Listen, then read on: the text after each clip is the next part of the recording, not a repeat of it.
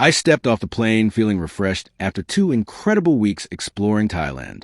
The temples, the food, the beaches, everything had been perfect. It was exactly what I needed to escape the high stress of my consulting job and the endless petty drama that seemed to follow me back home in Pinehurst Estates. All I wanted now was to sink into my own bed and sleep off the jet lag. But as my Uber pulled into my neighborhood, I noticed something strange. There was a police car parked in my driveway. My heart skipped a beat. My first thought was someone had broken in while I was away. As I stepped out, dragging my suitcase behind me, I saw a family standing on my porch, a man, a woman, and 2 children, all looking completely at home.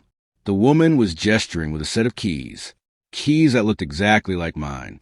"Excuse me," I said, stepping past the police cruiser. "What's going on here?" "This is my house."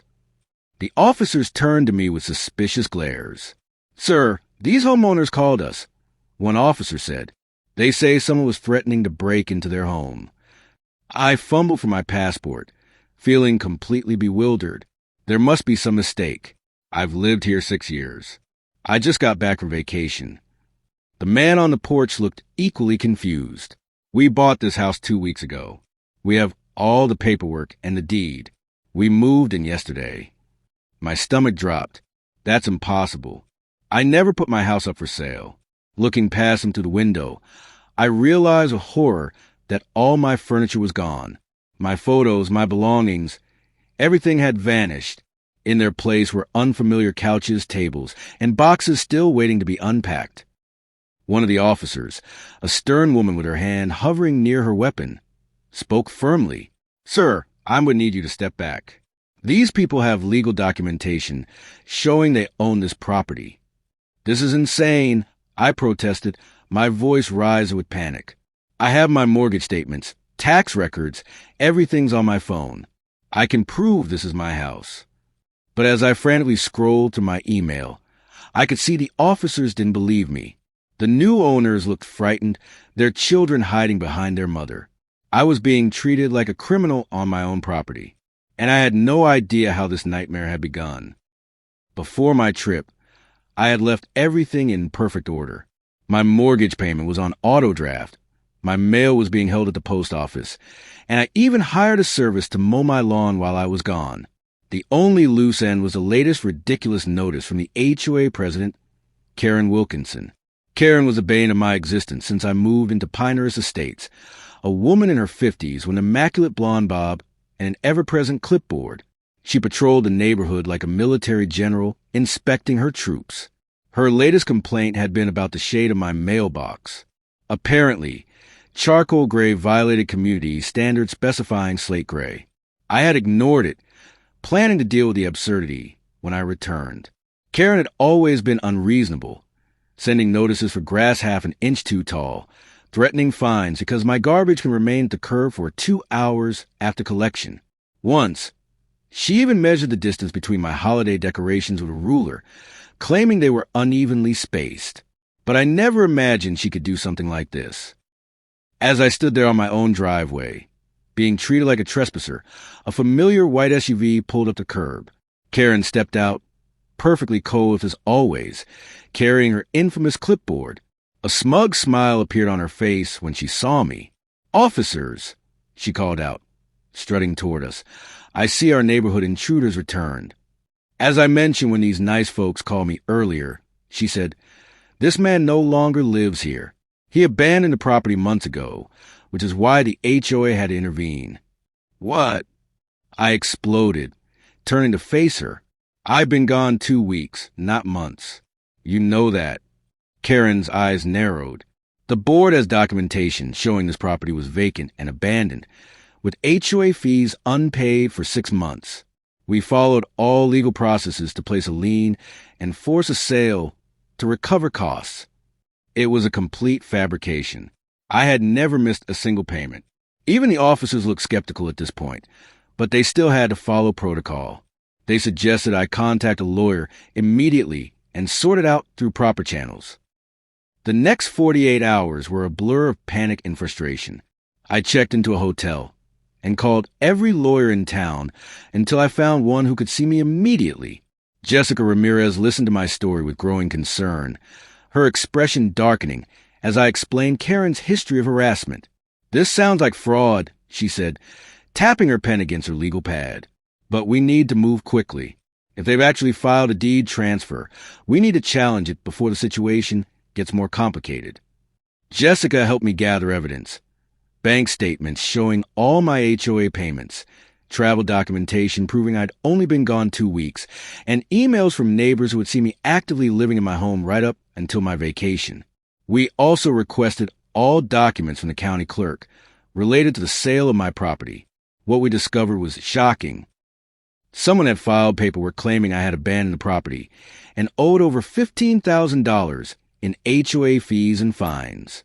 There were forged certified letters supposedly sent to me, falsified inspection reports, and even a fabricated notice of public auction. The paper trail led directly back to Karen and the HOA board. Most disturbing was what we found when Jessica suggested looking into other recent sales in the neighborhood. 2 other homes had been sold through similar expedited lien processes in the past year, both while the owners were away on extended trips. One owner had been stationed overseas with the military. Another had been caring for a sick parent in another state. I was furious. "She's been targeting people who are away and can't defend themselves," I told Jessica. "This isn't just harassment anymore. It's organized crime." The turning point came when we discovered Karen's connection to the real estate company handling these quick sales. Her sister-in-law was a broker, and they had been splitting the commissions. Even more damning was an email we uncovered through subpoena, where Karen discussed finding the next opportunity. When she noticed I had stopped my mail delivery and booked a ride to the airport. With this evidence in hand, we approached the district attorney's office. At first, they seemed reluctant to get involved in what they viewed as a civil matter. But when Jessica presented the pattern of fraud across multiple properties, they finally took notice. "This is systematic real estate fraud," Jessica argued. "And it's not just Ms. Wilkinson. It's a conspiracy involving multiple members of the HOA board and real estate professionals."